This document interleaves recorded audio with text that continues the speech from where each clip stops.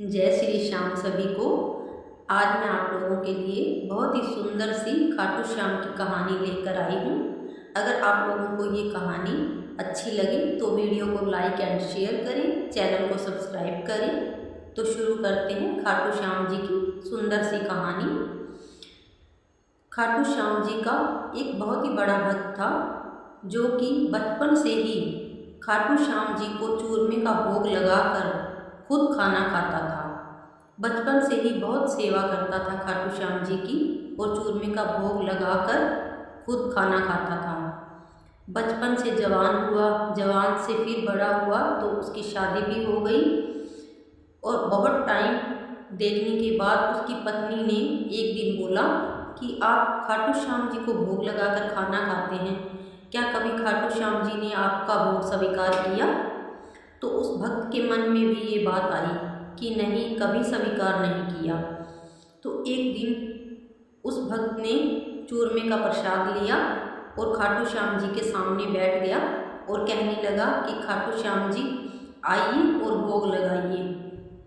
बहुत देर इंतजार करने के बाद उस भोग में चींटियाँ लग गई। जैसे ही चींटियाँ लगी उस भक्त ने चींटियों को भगा दिया। फिर कहने लगा खाटू श्याम जी आइए भोग लगाइए। फिर भी कोई नहीं आया। एक कुत्ता आया। जैसे ही कुत्ता आकर भोग को खाने लगा उस भक्त ने फिर कुत्ते को भगा दिया। फिर वह इंतज़ार करने लगा और खाटू श्याम जी को बोलने लगा कि आइए और भोग लगाइए। फिर कुछ देर बाद एक भिखारी आया। उस भक्त ने भिखारी को भी भगा दिया। बहुत देर इंतज़ार करने के बाद खाटू श्याम जी नहीं आए भोग लगाने। बहुत देर इंतज़ार करते करते वह भक्त परेशान हो गया और उसको गुस्सा भी आ गया।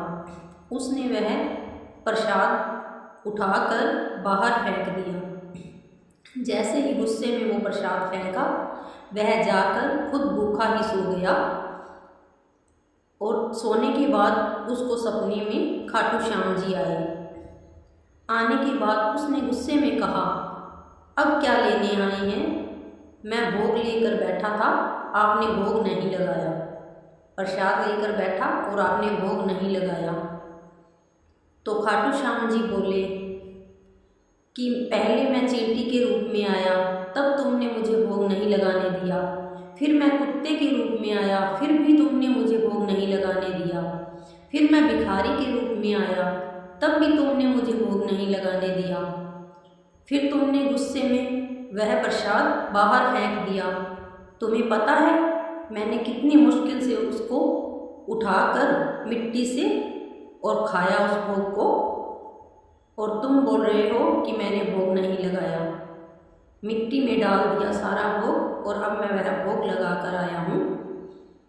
तो उस भक्त को अपनी गलती का एहसास हुआ और उसने खाटू श्याम जी से माफ़ी मांगी और उन्हें प्रणाम किया। जय श्री श्याम। इस कहानी से आपको क्या शिक्षा मिली, क्या सबक मिला, ये आप कमेंट बॉक्स में ज़रूर बताएं। जय श्री श्याम।